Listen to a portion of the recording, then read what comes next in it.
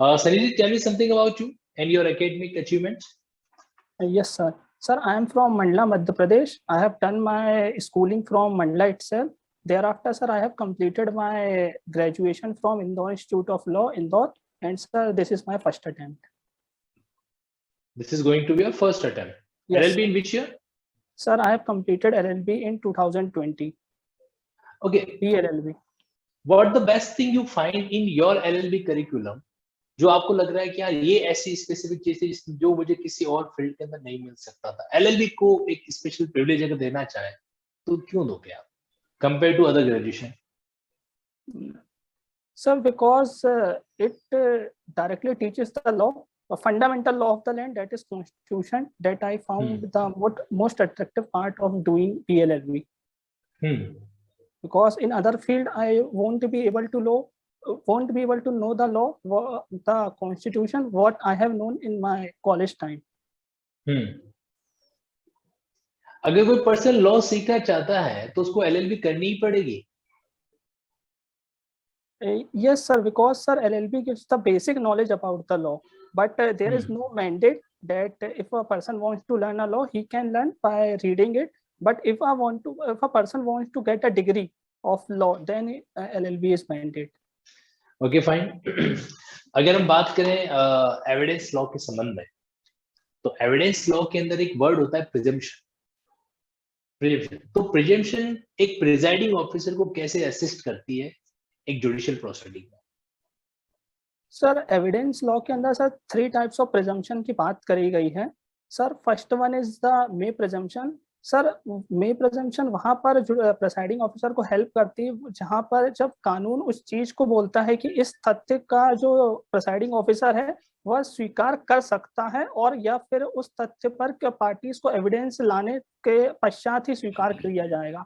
Sir, जो shell presumption है sir, उस पर प्रिसाइडिंग ऑफिसर को ये गाइडेंस रहती है कि जो विधिक का प्रावधान है वो उस चीज को मानने के लिए बाध्यकारी करता है अनटिल एंड अनलेस उस पर कुछ रिबर्टल के प्रूफ दिए न गए हों. और सर, जो एक कंक्लूसिव प्रूफ है वो एक तथ्य का कंक्लूसिव प्रूफ दूसरे तथ्य से तब माना जाता है जब सर एक प्रूफ की कंक्लूसिवनेस एस्टेब्लिश हो चुकी हो. सर, उस पर अनदर पार्टी को एविडेंस लाने का भी राइट नहीं रहता है. तो प्रिजम्पशन का संबंध कहीं ऑनर्स ऑफ प्रूफ से होता है कि नहीं होता है? ऑनर्स प्रोबेंडी. यस सर, होता है. क्या कनेक्शन होता है ऑनर्स प्रोबेंडी और प्रिजम्पशन का? Sir, presumption is a guiding rule which is laid down in the statute books, sir, but honors probability depends upon the fact to fact cases. Means sir, sir वो तथ्य की स्थितियों के आधार से सब प्रिजम्पशन चेंज होता रहता है. प्रिजम्पशन आपके एविडेंस में कहाँ मिलेगी आपको? अगर मैं इसको पार्ट वाइज डिवाइड करूं, एविडेंस में कितने पार्ट्स हैं? सर, 3 पार्ट्स में प्रिजम्पशंस हैं. और चैप्टर्स कितने हैं आपके टोटल इंडियन एविडेंस एक्ट के अंदर? Sorry sir, I can't recall at this moment. अच्छा, चलो इतना बताओ, चैप्टर्स हैं या पार्ट्स हैं? सब पार्ट्स हैं. पार्ट्स हैं? Yes sir. ओके, और सीपीसी के अंदर पार्ट्स हैं या चैप्टर्स हैं? सर, ऑर्डर एंड रूल्स हैं सीपीसी में. ऑर्डर्स एंड रूल्स हैं? Yes sir. Order and rules या sections and orders? Sorry sir, sections and order. Sections and orders, okay. Presumption आपको इंडियन एविडेंस एक्ट में कहां से कहां पर मिलेगी? Sir, as far my limited knowledge is concern, sir section 79 से starting from 79 till 114. ये जो चैप्टर 61 से लेकर आपका 90 है, ये पूरा डॉक्यूमेंट्री एविडेंसेस के बारे में बात करता है? यस सर. और आपने जो रेंज बताई है वो रेंज इसी चैप्टर इसी रेंज के अंदर आ रही है 79 से 90? नो सर, उसमें सब मे प्रूफ के रिगार्डिंग मैंने बताई है कि 79. No, that's all right. I just want to know कि आपने कहा है कि 79 से 90 ए के बीच में प्रिजम्पशन दे रखा है. मैं कह रहा हूं आपसे 61 से 90 ए, ये पूरे चैप्टर का नाम क्या है? Documentary evidence. Yes sir. Okay, तो कैन आई कंक्लूडली से दैट कि जो आपका 79 से 90 ए है ये सिर्फ डॉक्यूमेंट्री एविडेंसेस के बारे में ही प्रिजम्पशन करता है? Can I say that? Sorry sir, I can't. Okay, yes. Ashok sir, please. अभी तनसुख सर जी एविडेंस एक्ट पे पूछ रहे थे, तो मैं आपसे एक जानना चाहूंगा कि पर्टिकुलर 106 एविडेंस एक्ट क्या कहता है? 106 sir particular 106। Yes sir. Sir 106 में इस चीज को कहता है sir, if a party has any special knowledge about the fact, sir the burden is on the party to prove that special knowledge.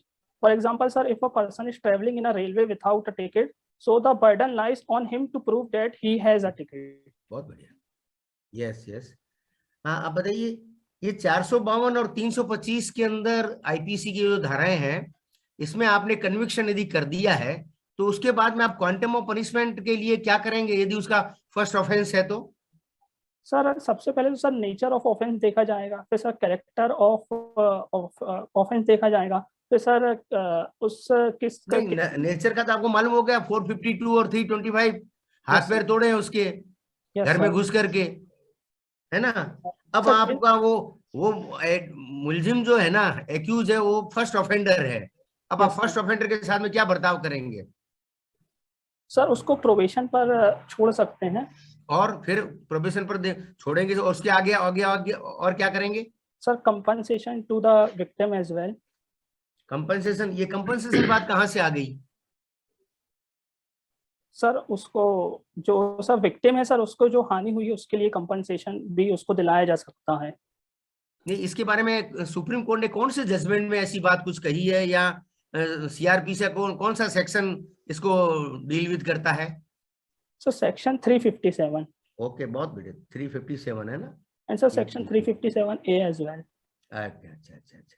दोनों में क्या अंतर है संजय जी?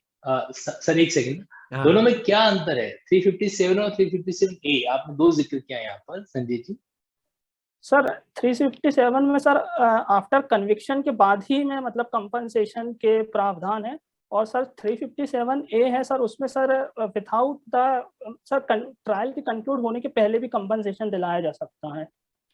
ट्रायल के कंप्लीट होने से पहले भी? Yes sir. कौन सी सिचुएशन ऐसी हो सकती है?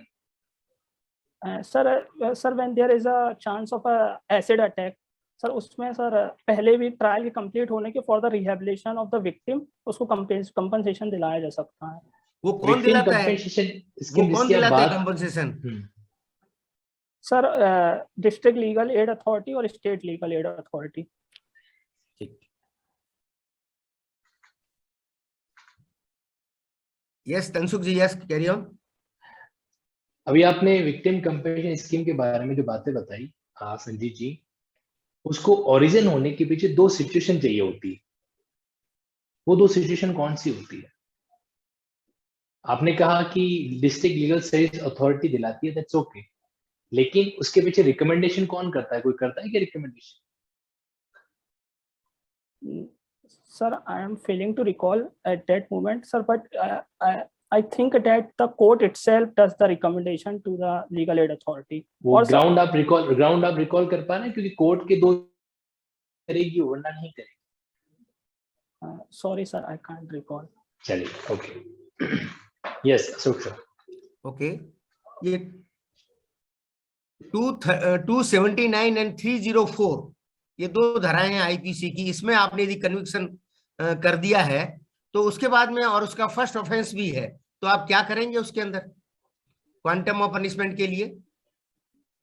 Sir nature of the offence, circumstance of offender and characteristic of the person, sir इनको देखते हुए सजा की जाएगी। सर क्या करोगे आप? प्रैक्टिकल आपके सामने आ ही गया 279-304A, उसके अंदर आपने कन्विक्शन भी कर दिया और उन्होंने कहा कि साहब it is my first offence, there are no previous conviction is there, what would be the quantum of sentence? Sir I think sir which are the offenses? 279-304A, accident से किसी व्यक्ति की मृत्यु कारित हो गई है। यस सर। ऐसे मामलों में यस सर। Sir, I think the leaving the person in a probation will be in the interest of the justice. आप उसे प्रोबेशन का फायदा दोगे, है ना? Yes sir. ठीक है। और 354 के अंदर यदि कन्विक्शन हो गया तो फिर आप क्या करोगे? फर्स्ट ऑफेंस है उसका। सर फिर उसको सजा दी जाएगी सर। क्यों? फर्स्ट ऑफेंस है उसका। Sir but 354 is a offence against a women. Sir ये जो अपराध है सर, ये समाज की जो न्याय व्यवस्था है उस पर सर उसको सर भंग करने की स्थिति उस पहले वाले केस में तो आदमी को ही मार दिया था, और इसमें तो केवल सिंपल छेड़खानी की गई है। जी सर। सर ये जो ऑफेंस है सर, ये समाज को और प्रभावित करते हैं और बहुत घोर क्षति पहुंचाने की इनमें वो रहती है सर। ठीक ठीक। अच्छा, आखिरी सवाल आपसे संजीत जी, लिटिगेशन की जो पेंडेंसी है वो हमारे लिए सबसे बड़ा मुद्दा बना हुआ है आज के टाइम में। ओके, अगर आपसे कोई सजेशन लिया जाता है इसको कम करने का, तो आप क्या सजेशन आप देना चाहेंगे? सर सबसे पहले तो सर अपॉइंटमेंट्स की सर सबसे ज्यादा जरूरत है सर। अपॉइंटमेंट ऑफ जजेस, appointment of clerical staff and sir इसके लिए सर, और जो पेंडेंसी है सर उसमें सबसे पहले सर जो एडजमेंट्स होते हैं उसको थोड़ा कम करना होगा कि एज फार जैसे डेट्स पे डेट्स होती है तो सर उसमें जो नेक्स्ट डेट्स होगी उनको थोड़ा कम मतलब ड्यूरेशन के लिए दिया जाए तो वो बेटर रहेगा। और सर जैसे कि अभी कोविड टाइम्स में हमने वर्चुअल हियरिंग्स पे बहुत अच्छे से मतलब वर्क किया है जुडिशरी में sir. So shifting towards the E court is also one of the option to reduce the pendency of cases, because sir it will reduce the time of the parties litigants as well as the sir courts also. Adjournment देने के पीछे एक president officer के क्या क्या basic reason होता है? Sir to get the documents or to make the party to come to the court. Yes sir. Sir आपने भी वर्ड आपने कहा कि एडजॉर्नमेंट जो है वो बहुत लंबी दी जाती है ना? Yes sir. लाइक 2 महीने 3 महीने का डेट दिया जाता है, ऐसा क्यों करता है जज? कोई एक feasible reason? Sir because there are too many pending cases. Okay fine. Okay Sanjeet ji, अभी आपका जो है फीडबैक यहाँ पे स्टार्ट होगा। Yes Ashok sir please. हाँ, हमने आपसे पूछा था 452 325 में आपने बहुत अच्छा आंसर दिया कि फर्स्ट ऑफेंडर है तो आपको प्रोबेशन ऑफ ऑफेंडर एक्ट की पालना करना ये मैंडेटरी है। अच्छी बात है वो, that should be the appropriate order. हालांकि सर यहाँ पे इनको मैं पूरा क्रेडिट नहीं दूंगा क्योंकि संजीत जी ने इससे पहले वाला इंटरव्यू भी अच्छे तरीके से ऑब्जर्व किया था, राइट? लेकिन इन्होंने उनको सुन लिया है क्या उसको? हाँ तो फिर संजीत जी क्या मैं सही कह रहा हूँ? मतलब कहीं जो पहले वाला इंटरव्यू का इफेक्ट था यहाँ पर आपके आंसर संजीत जी ने पहले वाला इंटरव्यू सुन रखा है क्या? Yes sir. संजीत जी आपने सुन रखा था क्या? Yes sir. तो फिर भी आपने गलत आंसर दे दिया उसके अंदर।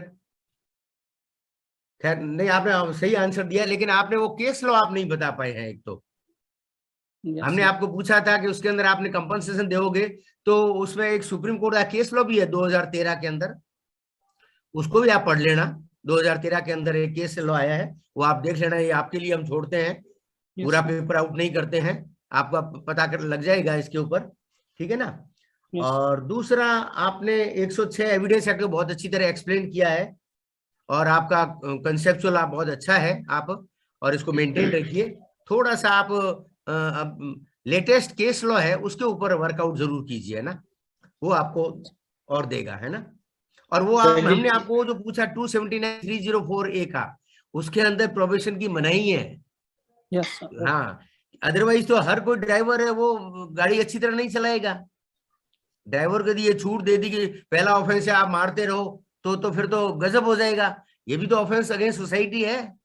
यस। अब इसके अंदर आप ढूंढना कि ऐसे कौन से केसेस जिसके अंदर प्रोबेशन की मनाही की है।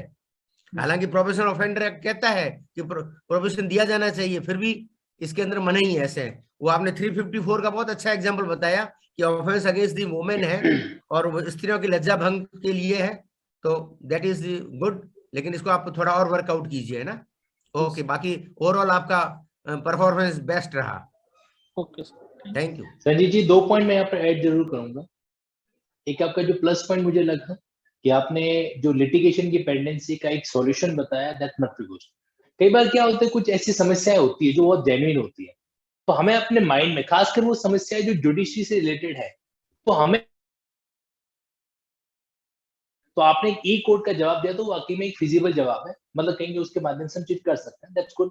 और भी कई चीजें आप एड ऑन कर सकते हो, लाइक जैसे लोक अदालत वगैरह, एडीआरएम के मैटर्स वगैरह, ये एडीआरएम का तो कॉन्सेप्ट आया ही क्या, लिटिगेशन को कम करने के लिए, पेंडिंग लिटिगेशन को कम करने के लिए। एक जवाब मेरे साथ होना चाहिए था। कमी जहां पर मुझे आपकी लगी ना, वो ये लगा कि पार्ट्स, चैप्टर, यहाँ पर आप थोड़े कंफ्यूज हो गए, है ना, इस बात पे। दूसरी चीज ये कि प्रिजम्पशन की बात करें, देखो हमेशा इंटरप्रिटेशन के अंदर हेडिंग क्या करती है, इंटरप्रिटेशन के लिए इंटरनल ऐड होती है। डॉक्यूमेंट्री एविडेंस सेक्शन 61 से लेकर 98 तक है, तो ऑब्वियसली बात उसके अंदर आने वाली हर चीज जो है वो आपके डॉक्यूमेंट्री एविडेंस के बारे में ही बात करेगी।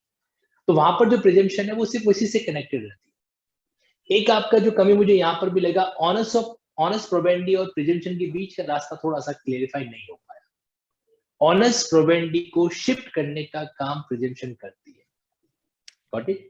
जनरल रूल क्या है कि एक्यूज, लेकिन अगर कहीं पर प्रिजम्पशन की बात एप्लीकेबल हो जाता है तो वहां पर बर्डन किसके ऊपर शिफ्ट हो जाता है, उस एक्यूज के ऊपर शिफ्ट हो जाता है, या वाइस वर्सा, ऐसा कोई केस हो।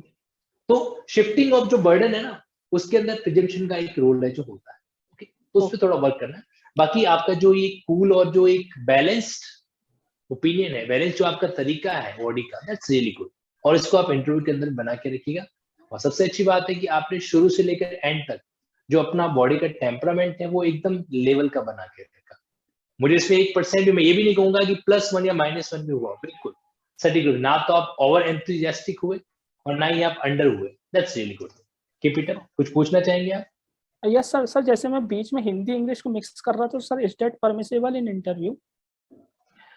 अशोक सर आप इसका बहुत अच्छे से और अच्छे से जवाब दे पाएंगे, प्लीज सर। ये परमिसिबल है, आप जिसमें कंफर्टेबल होते हैं उसे दे सकते हैं, ऐसी कोई मनाही नहीं है, है ना। जिसको आप और अच्छी तरह से एक्सप्लेन कर से आप दे सकते हैं। हाँ, यदि जो बोर्ड वाले ही कहे कि नहीं you should speak in English, तब आपको फिर तो आपको हिंदी यूज नहीं करनी चाहिए। यदि उनकी वो इम्प्लाइड कंसेंट है तो you carry on. Sure sir. Okay, thank you so much. Okay Sanjay ji, all the best. अगर आप जुडिशियल सेवा, जुडिशियल सर्विसेज की प्रिपरेशन कर रहे हैं तो मैं आपको यहाँ पर बताना चाहूँगा कि अनअकैडमी के प्लेटफॉर्म पर आपके पास 2 ऐसे अलग अलग अप्रोचेस हैं जहाँ से आप क्या कर सकते हो, अपने जुडिशियल एग्जाम प्रिपरेशन को स्ट्रॉन्ग कर सकते हो। वहाँ पर आप मेडिटेशन, इमेजिनेशन, लिंकिंग की टेक्निक को इस्तेमाल करते हुए, यहाँ पर देखिए एक आपके पास ऑप्शन रहता है आइकॉनिक, जहाँ पर आपको स्पेशल मेंटोर अवेलेबल होगा। ये मेंटोर क्या करेंगे, आपसे 1-to-1 कन्वर्सेशन करेंगे। आपका कोई भी टेस्ट का एनालिसिस होगा वो 1-to-1 करेंगे। जहां पर भी आपको लगता है किसी तरीके से आपको गाइडेंस की जरूरत है तो वहां पर आपके पास एक ऑप्शन रहेगा आइकॉनिक का। साथ ही साथ में आइकॉनिक के अंदर प्लस का सेगमेंट इंक्लूड है। प्लस के अंदर मेंटोरशिप के अलावा बाकी सब कुछ आपको अवेलेबल रहता है। अब यहां पर मैं आपको बता दूं कि इन दोनों ही केसेस के अंदर जो मेन आपके प्राइस कोटेशन रहता है वो इस तरीके से है। जैसे प्लस का subscription 24 month, 18 month, 12 month, 6 month, यहां पर आप लिंकिंग कोड अप्लाई करेंगे तो 10% का जो आपका मामला है वो तो लेस होगा ही होगा। साथ ही साथ लिंकिंग लॉस अनअकैडमी की तरफ से जो स्पेशल प्रिविलेज है वो आपको अवेलेबल होने वाली है। जैसे मॉक इंटरव्यू हो गया, आपकी टेस्ट पेपर्स हो गया, या फिर आपके अलग अलग तरह की कोई डायग्रामेटिक प्रेजेंटेशन, और सबसे इंपॉर्टेंट लिंकिंग चार्ट्स, वो भी आपको अवेलेबल करवाए जाएंगे जब आप जो है लिंकिंग सपोर्ट पर अपना क्या करेंगे, इस तरीके का जो इनवॉइस है वो मैसेज कर देंगे तो आपको लिंकिंग चार्ट भी फ्री ऑफ कॉस्ट एक डोर स्टेप अवेलेबल हो जाएंगे। यहां पर आपको बता दूं मैं, आइकॉनिक जो कि एक स्पेशल वीआईपी टाइप का सेगमेंट है, वहां पर आपके लिए थोड़ा सा कोटेशन जो है वो हाई रहता है, 24 मंथ, आपके 12 मंथ और 16 मंथ। तो आप बेनिफिट जरूर उठाएं इन चीज़ों का, इसलिए ताकि हर चीज़ आपके लिए बेहतरीन तरीके से आपके सामने अच्छे से कवर हो सके। और अगर आपको किसी तरह का कोई भी शिकायत है कंटेंट को लेकर तो आप क्या कर सकते हैं, मैसेज कर सकते हैं अनअकैडमी के सपोर्ट पर, जहां पर बकायदा इसके लिए आपको क्या किया जाएगा, रिवॉर्ड जो है भी दिया जाएगा। So that's all, thank you so much.